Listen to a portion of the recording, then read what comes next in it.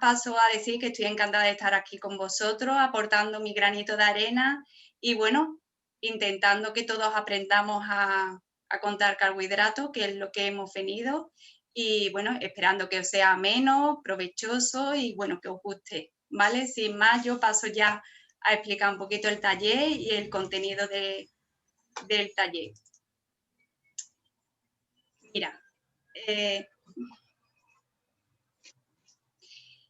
contenido del taller va a constar sobre una alimentación saludable para saber qué alimentos debemos de elegir, cuáles son los nutrientes que tienen esos alimentos saludables. Vamos a aprender también a diferenciar los grupos de alimentos, pero teniendo en cuenta la cantidad de hidrato de carbono para que nos sea fácil el conteo. Y bueno, una cosa muy importante es saber leer e interpretar el etiquetado, que es lo que debemos de tener en cuenta para ese conteo de hidrato de carbono. Y por último, el conteo de hidrato de carbono. ¿Para qué nos sirve? ¿Qué ventaja? ¿Qué herramientas debemos de utilizar? ¿Qué nos puede facilitar? Y bueno, voy a poner también casos prácticos, aunque ya al final del taller, como ha dicho Ana Mari, me podéis hacer las preguntas pertinentes, ¿vale?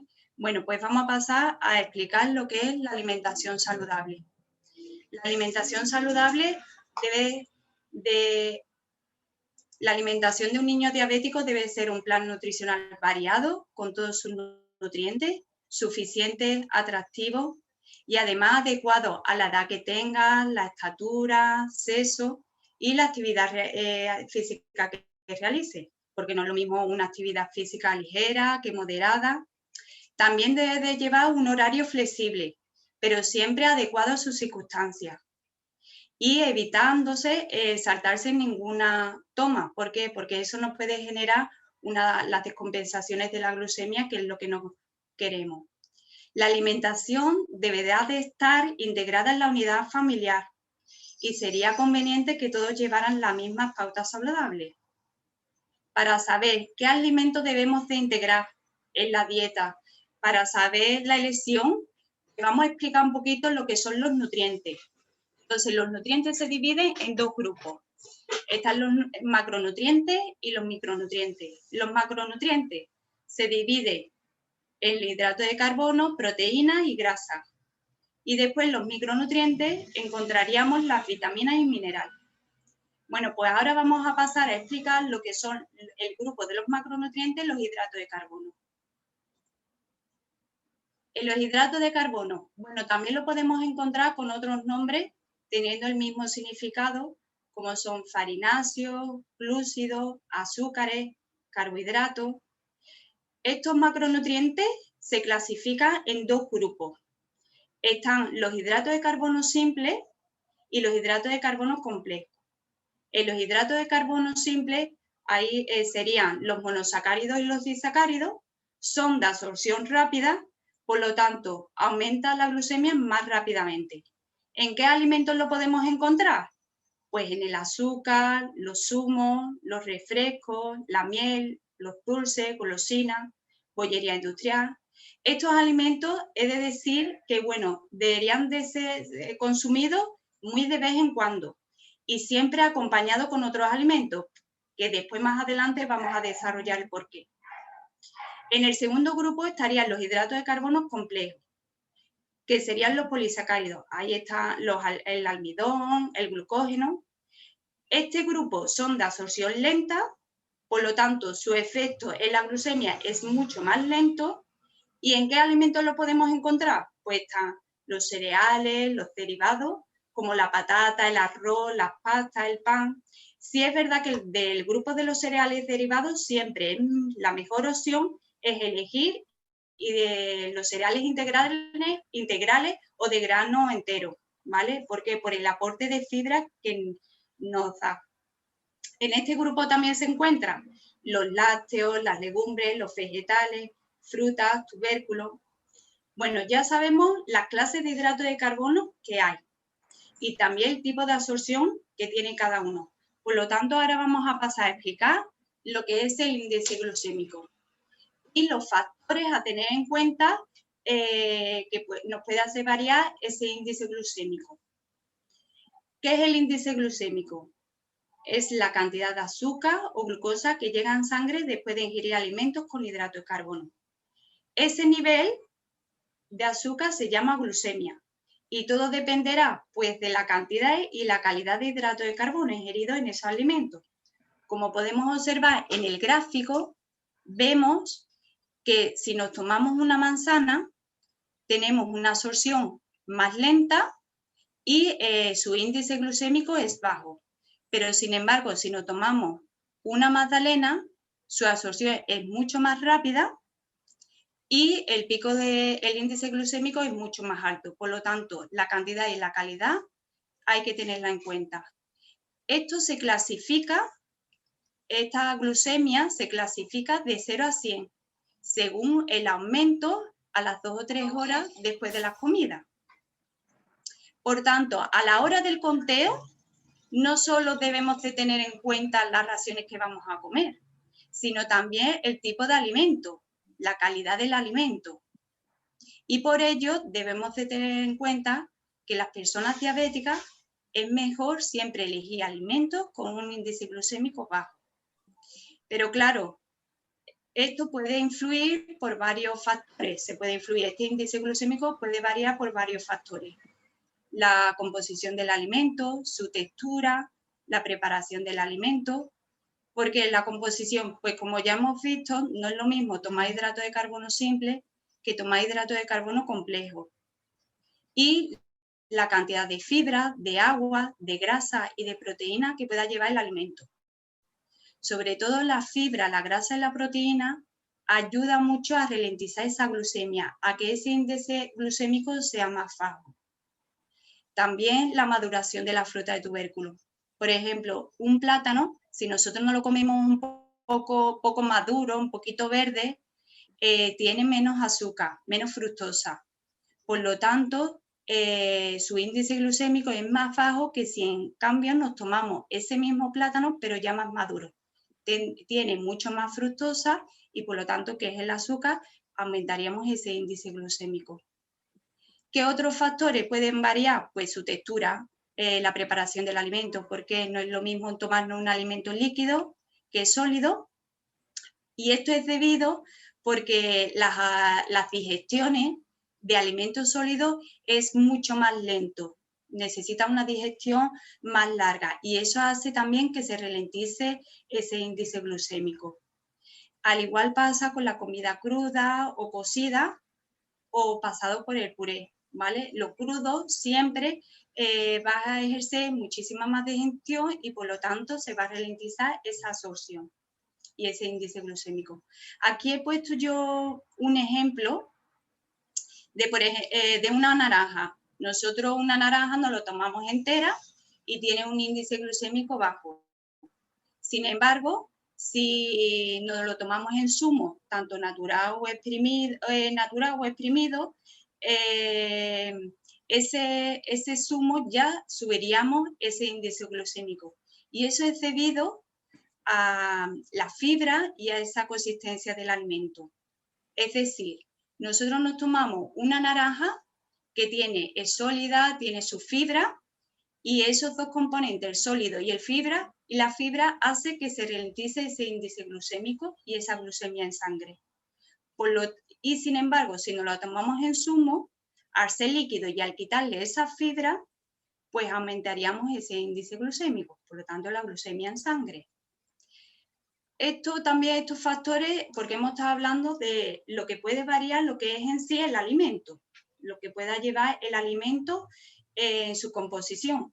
Pero también hay otro factor que es con lo que acompañemos ese alimento. Que, por ejemplo, como podemos observar en el dibujo del plato, vemos que si el hidrato de carbono lo acompañamos de proteína o lo acompañamos de vegetales que llevarían fibra, ¿qué pasa? Que ralentizaríamos y ese índice glucémico sería mucho más bajo. Por lo tanto, cuando comemos algo muy dulce, rico en azúcares, como hemos dicho, que son los hidratos de carbono simples, pues siempre es conveniente acompañarlo de esa fibra o de grasa o de proteína, alimentos que conlleven esos nutrientes. Bueno, Vamos a pasar a explicar la fibra, que aquí voy a hacer un pequeño inciso, porque la fibra no es un nutriente. ¿Por qué no es un nutriente? Porque no es absorbido por nuestro organismo. Pero sí es verdad que es muy importante para nuestra salud. ¿Por qué? Porque nos ayuda a ralentizar esa absorción de los hidratos de carbono, porque nos produce sensación de saciedad y nos evita el estreñimiento. ¿Dónde podemos encontrar la fibra? Pues en las frutas, las verduras, legumbres, los cereales integrales o de grano entero salvado. Sí es verdad que la fibra tenemos, en los alimentos lo tenemos en dos clases. Lo tenemos en la fibra insoluble y la fibra soluble.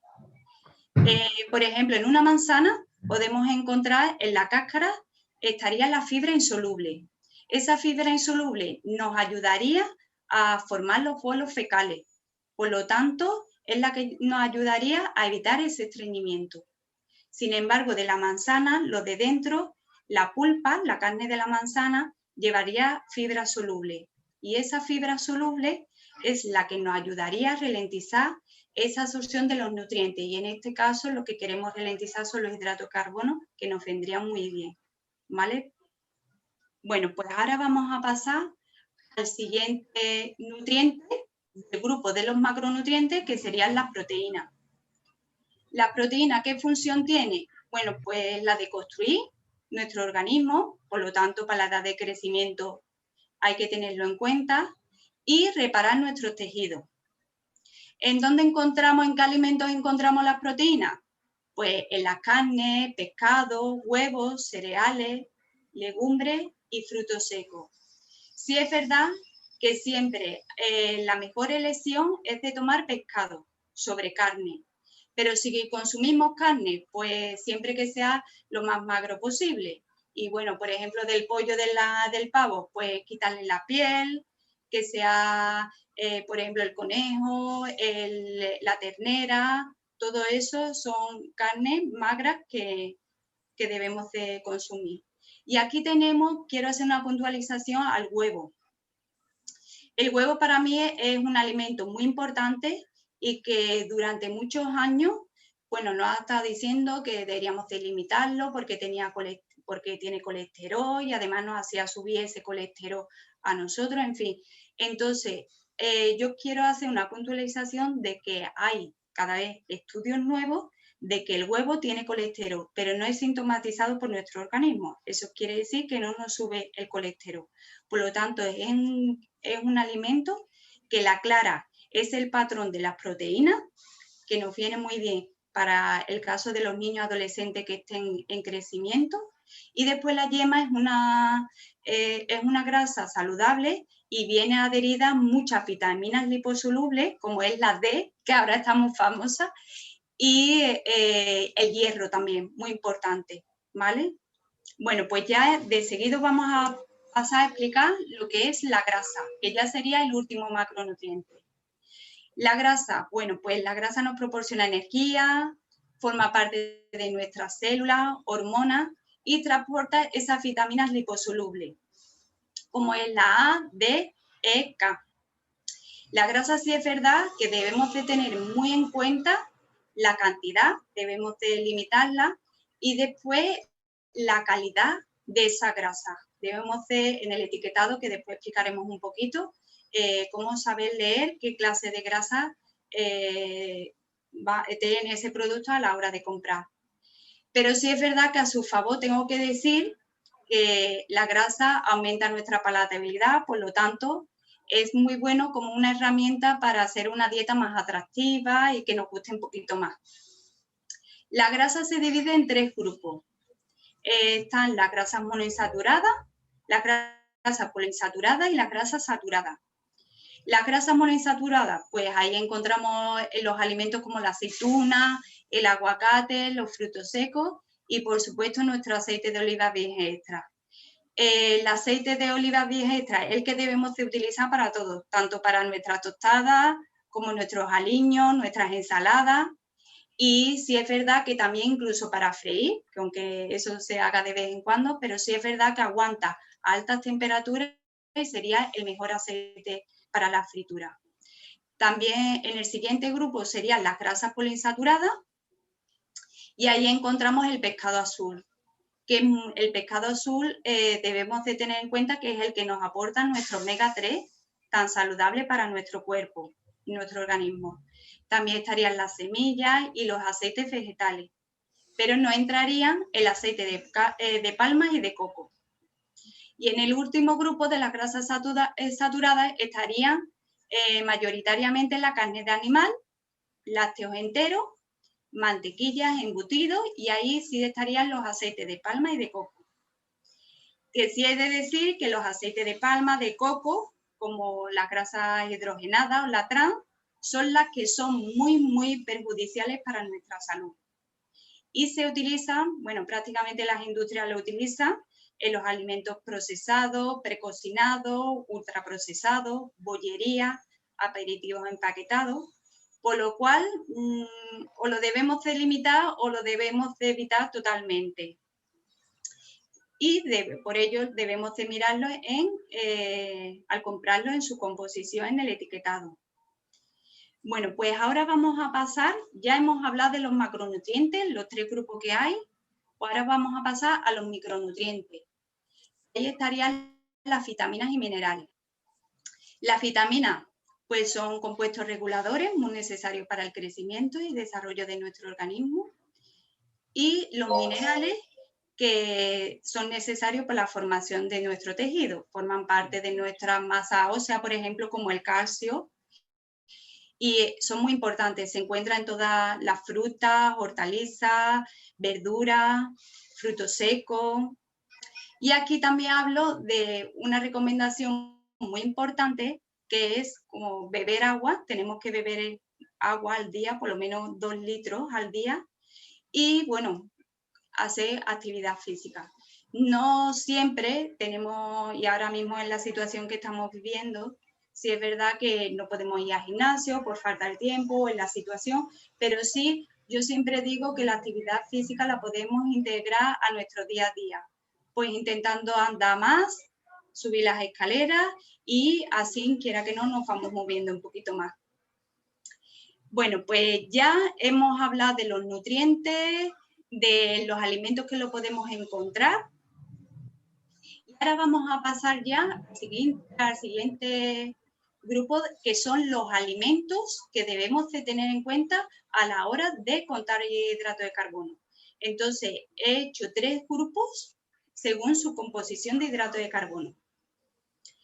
En estos grupos estarían los libres, estarían los desaconsejados o ocasionales, y el último grupo sería controlados o racionados. Bueno, los libres, los alimentos libres. En este grupo encontramos principalmente las proteínas, las grasas, y apenas tendría estos alimentos carbohidratos, o casi muy poco o casi inexistentes. En este grupo pues encontramos los alimentos como la carne, el pescado, el marisco, las mantequillas, el aceite de oliva virgen extra, los huevos y los embutidos. Sí es verdad que en este grupo podemos encontrar alimentos que son muy altos en grasa. Por lo tanto, como hemos comentado ya antes, debemos de elegir esa grasa que sea de calidad y que sea natural, lo más natural posible, evitando esa grasa procesada, que es la que verdaderamente nos eleva ese colesterol y esas complicaciones cardiovasculares, entre otros problemas. En el segundo grupo, teniendo en cuenta la composición de hidratos de carbono, pues estarían los ocasionales o desaconsejados. Este grupo solo es el grupo que debemos de tomar no deberíamos de tomarlo muy habitualmente, porque por el exceso de azúcar que tiene. Aparte también el azúcar es una sustancia, y en los alimentos que tiene azúcar son proinflamatorios, aparte nos crea mucha adicción al paladar por el placer que nos produce cuando comemos alimentos ricos en azúcares, y por supuesto está muy relacionado con ese sobrepeso y esa obesidad.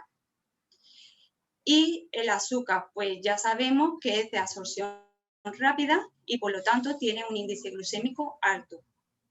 ¿Qué debemos de hacer cuando lo tomemos? Pues siempre acompañarlo con otro alimento. ¿Para qué? Para ralentizar un poquito esa absorción y después esa glucemia en sangre. Con estos alimentos tenemos que tener en cuenta que debemos de aumentar la dosis de insulina. ¿En qué alimentos se encuentra? Pues en los azúcares, bebidas azucaradas, bombones, leche condensada, chuches, pasteles, tartas, helados, caramelos, etcétera. Ahí ya.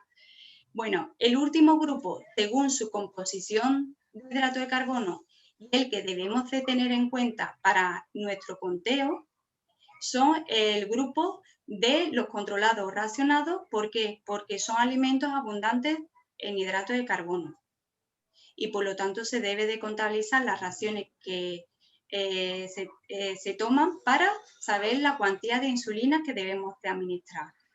En este grupo, ¿qué alimentos se encuentra? La leche y sus derivados, cereales, tubérculos, frutas, legumbres, verduras.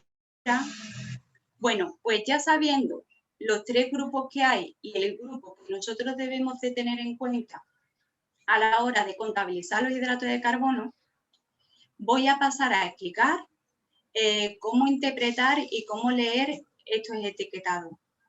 Sí es verdad que antes de empezar quiero hacer una puntualización en que todos los alimentos que tenga etiquetado ya pasan por un procesado mínimo por una industria, porque todos los alimentos que son naturales y que nos da la madre naturaleza son alimentos que no llevan etiquetado, como son las frutas, las verduras, los frutos secos, todo eso que lo podemos encontrar al granel, todo eso no lleva etiquetado. Bueno, pues ya vamos a pasar a leer un poquito y si compramos un producto, un alimento, saber un poquito distinguir la información. En el etiquetado, bueno, pues vamos a obtener la información objetiva del alimento y sin dejarnos influenciar esa publicidad que nos puede dar una información errónea o nos puede dar una publicidad que no es la información correcta que debemos de tener.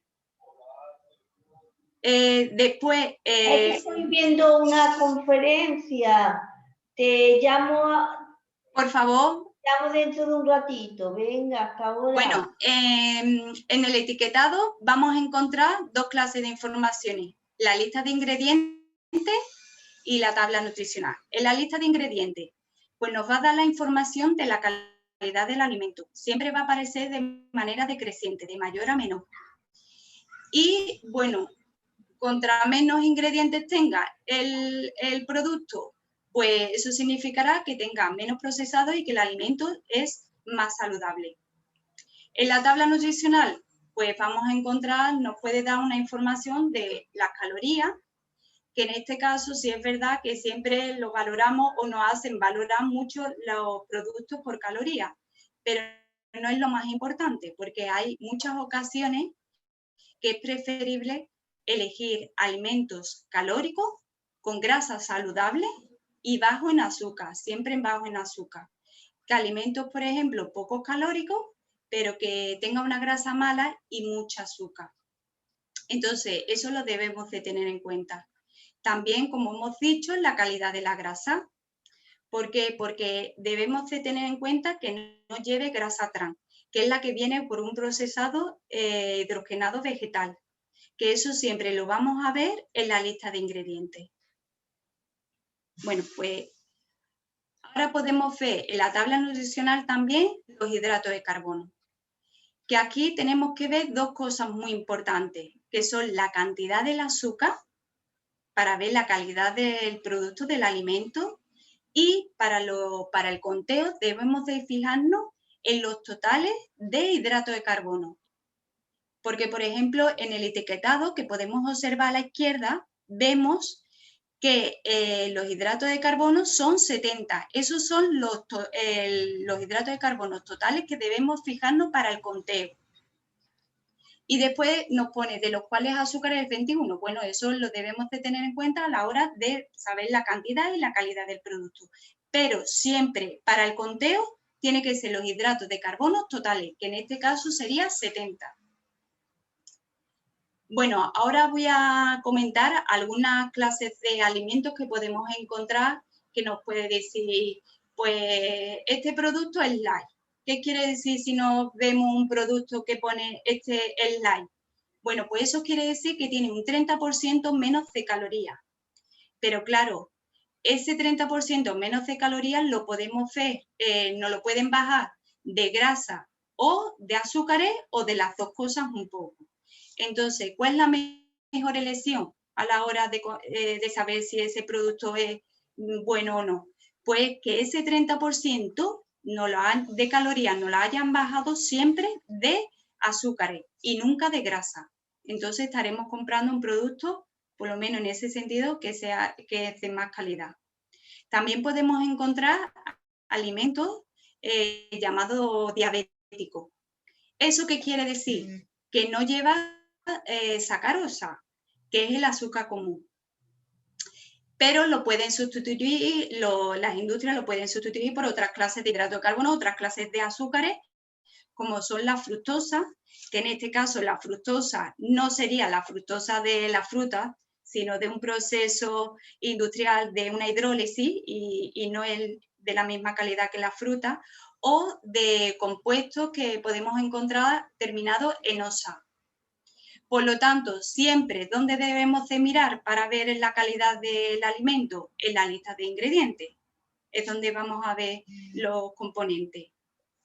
Bueno, pues ya hemos hablado un poquito de lo que es el etiquetado.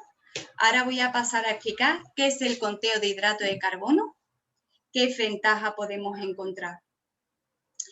¿Qué es el conteo de hidrato de carbono? Bueno, pues el conteo de hidrato de carbono nos permite conocer la cantidad de hidrato de carbono, las porciones que vamos a consumir, nos facilita el ajuste de las dosis de insulina según los alimentos que vayamos a comer y de esta manera podemos lograr un mejor control y mantener esa glucemia más cerca de lo normal. ¿Qué ventajas, qué utilidad podemos tener a la hora de contar carbohidratos? Pues nos da una mayor libertad en las comidas, nos mejora el control de la glucemia, nos permite esa flexibilidad en la vida social y nos minimiza esas variaciones de la glucemia. Por lo tanto, ganamos en calidad de vida. Pero claro, en este conteo, ¿qué debemos de utilizar o qué vamos a necesitar o nos puede facilitar a la hora de contar? ¿Qué herramientas? Pues una de ellas son las etiquetas nutricionales, es una herramienta que vamos a poder utilizar y que debemos saber leer.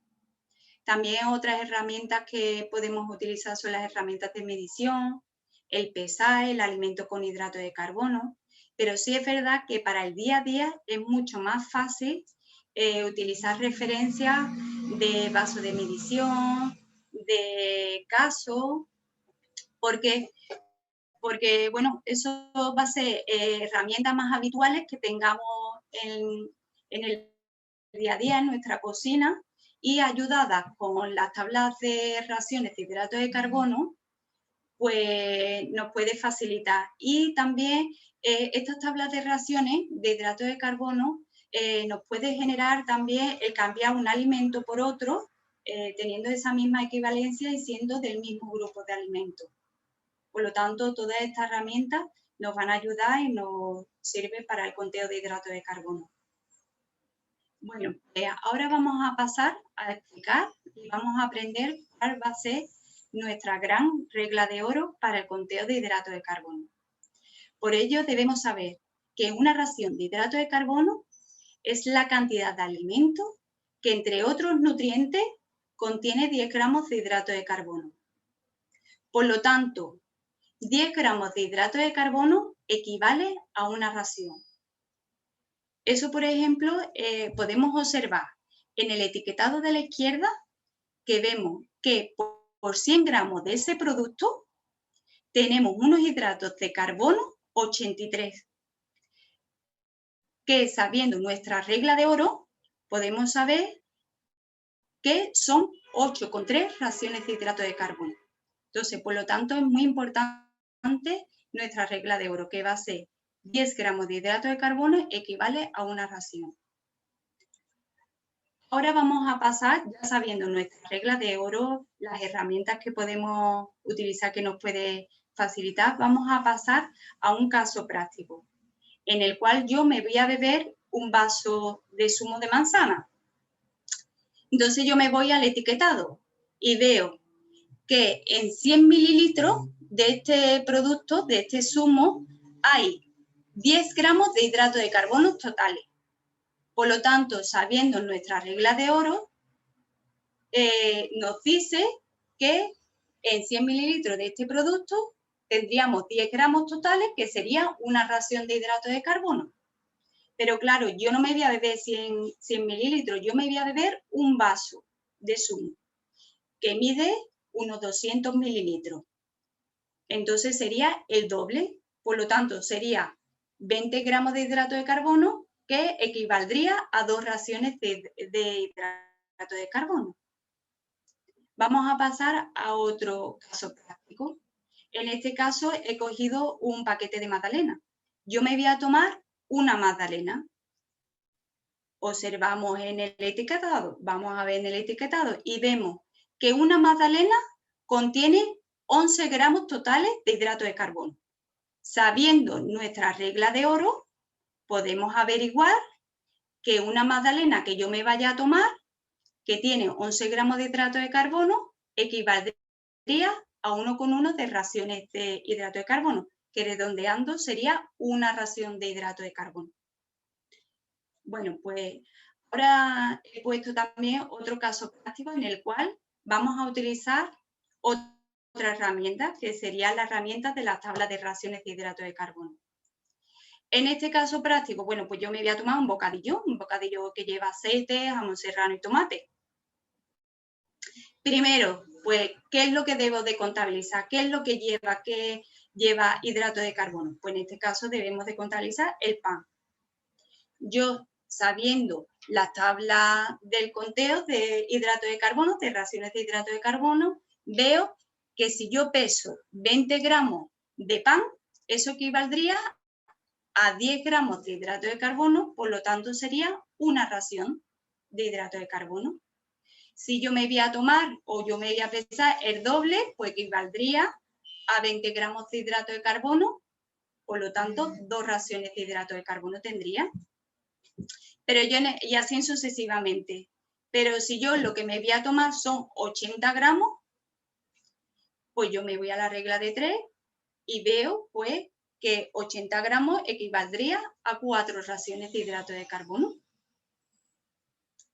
Y ya vamos a pasar al último supuesto un poquito más complicado, en el cual yo, en este caso, me voy a tomar 25 gramos del producto de la etiqueta que tenemos a la izquierda.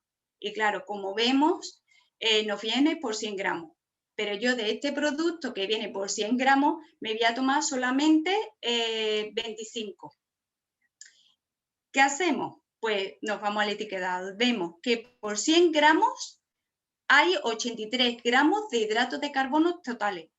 Si yo me voy a tomar 25, ¿qué tengo que hacer? Pues una regla de 3. Entonces, veo que como resultado nos daría 20,75 gramos de hidrato de carbono, que según nuestra regla de oro, tendremos que contabilizar 2,07 de raciones, que redondeamos en 2 raciones. Por lo tanto, en 25 gramos que yo me voy a tomar, eso equivale a 2 raciones de hidrato de carbono. Bueno, ya espero que ya he finalizado con el taller y ya si queréis me podéis hacer preguntas, si algo, ha salido alguna duda, si algo lo tengo que explicar un poquito mejor.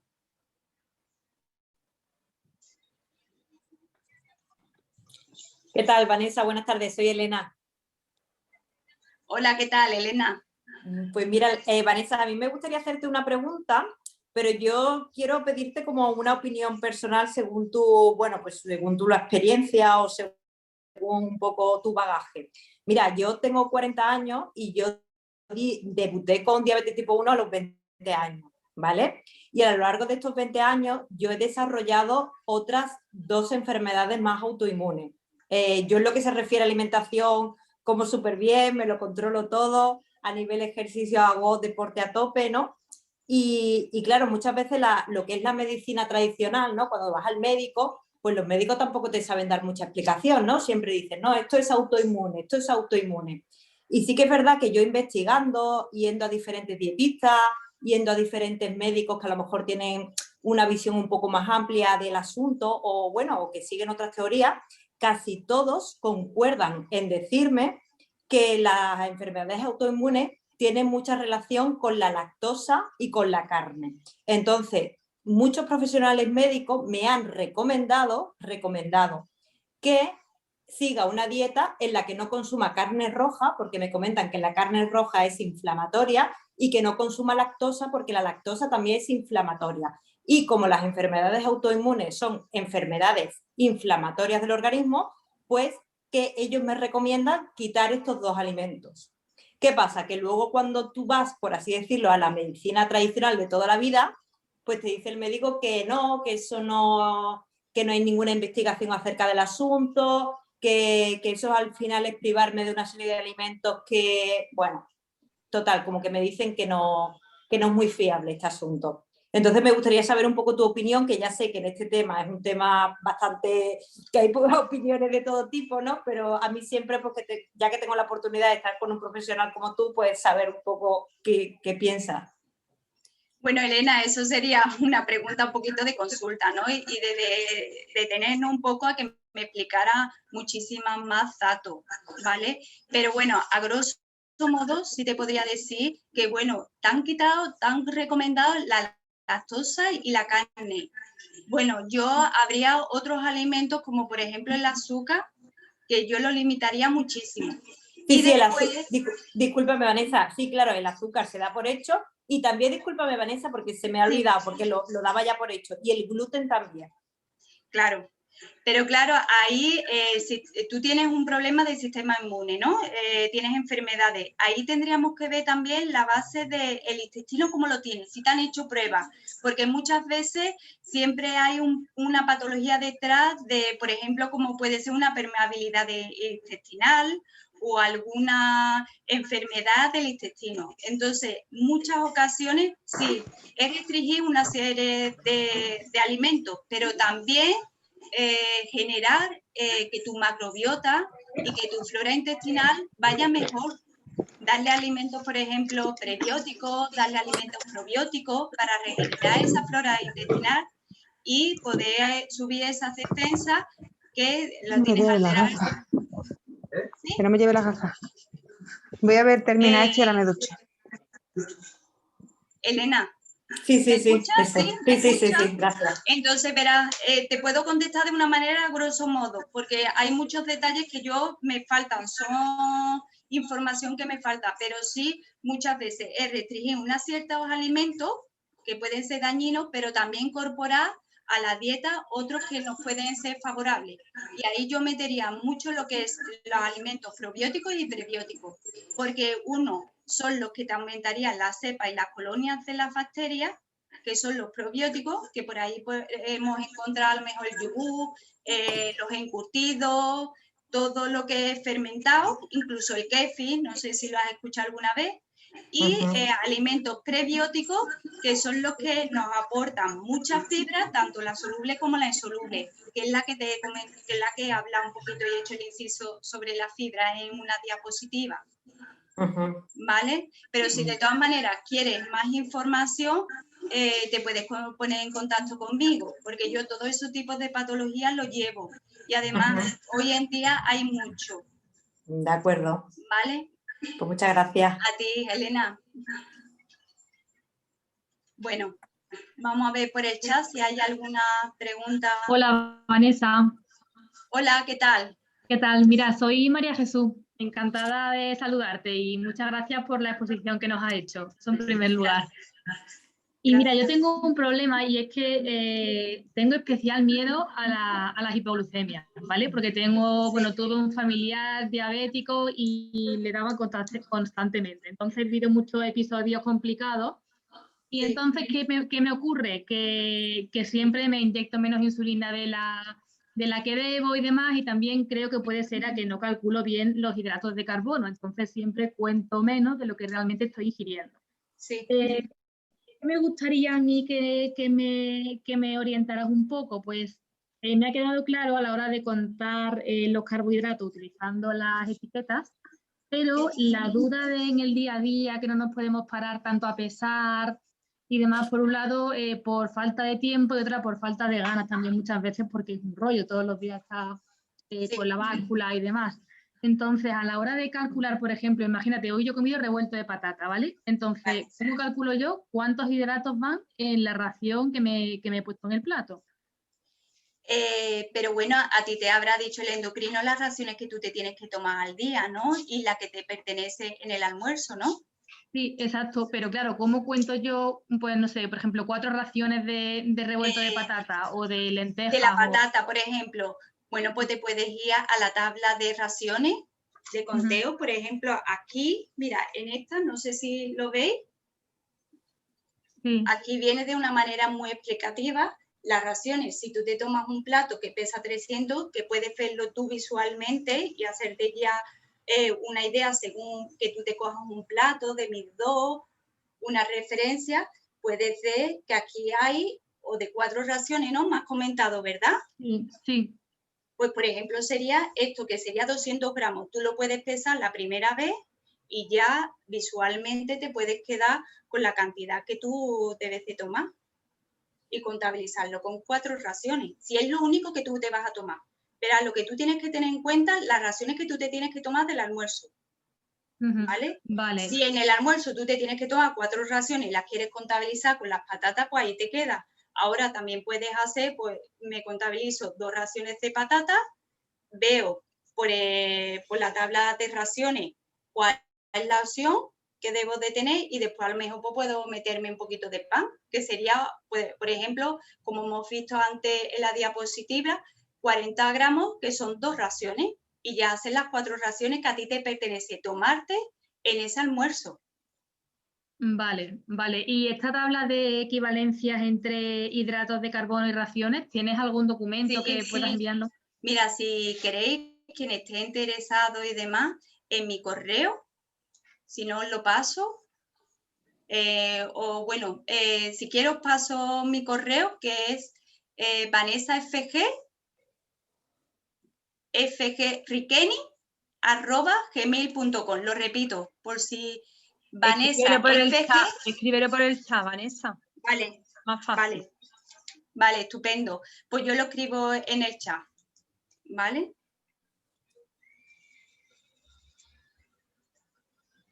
Vale, pues muchas gracias, Vanessa. Nada.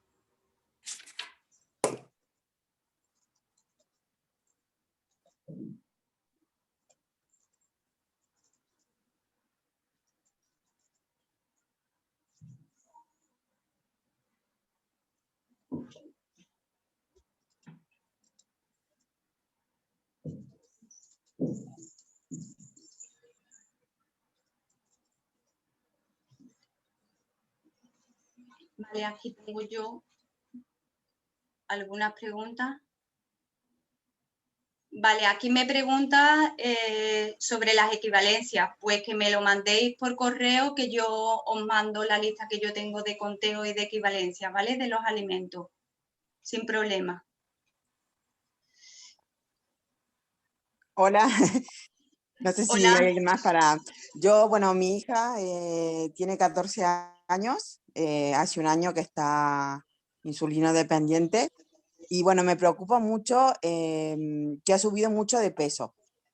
Entonces, yo no sé si en este caso ella era muy delgada y debe haber subido unos 10 kilos, con lo cual no sé si es aconsejable hacerle, digamos, llevarla a que hiciera una dieta o esperar, como también es relativamente reciente, esperar a que esto se regule un poco y ella vuelva, digamos, un poco a controlar el tema de, bueno, de la ansiedad y de lo que come. No sé si es aconsejable una dieta con su edad. ¿Cuántos años estamos hablando, Paola? 14. Vale. Bueno, una edad que ya entra en una adolescencia y sí es verdad que hay que tener un poquito de cuidado. Aunque tenga 14 años, es aconsejable no una dieta en sí como estricta, sino crearle un hábito y que sepa y que aprenda a comer. Porque, bueno, hay mucha adicción, sobre todo a los alimentos estos que tenemos y es que estamos bombardeados, ricos en grasa procesada y en azúcares, que nos generan un paladar y nos genera una adicción que es muy difícil de gestionar. Entonces, muchas veces no es decir hacer una dieta estricta como tal, sino gestionar una alimentación saludable. Y bueno, yo sí en mi consulta llevo casos de niños, adolescentes, y bueno, hay que gestionarlo de una manera mucho más suave, pero sí que la niña, ¿no? En este caso, Sí. se pueda sentir también a gusto, porque bueno, ya empieza también físicamente a lo mejor a valorarse, a mirarse, y bueno, siempre ejerciendo una alimentación saludable y que aprenda a gestionar, porque esa ansiedad hay que pararla. Y todo ello conllevaría a esa pérdida de peso, o por lo menos que en ese crecimiento que todavía le queda por hacer, que se vaya manteniendo en ese peso y que vaya ganando en lo que es altura, manteniéndose en su peso. No es el Pero hecho tanto de perder peso. mi duda es, ¿este incremento de peso se debe a ese exceso de glucosa que ella tiene, que el cuerpo no puede procesar? Porque en realidad ella sigue comiendo más o menos lo mismo. O sea, yo no veo que de repente coma mucho más y que justifique el incremento del peso. ¿Hace deporte? Pues no, lo normal. Quizás a lo mejor, verás, me faltan datos que tampoco te quiero preguntar ahora aquí. Sí. Me faltarían datos para saber en 14 años en valorar alguna, pero bueno, ponte, Paula.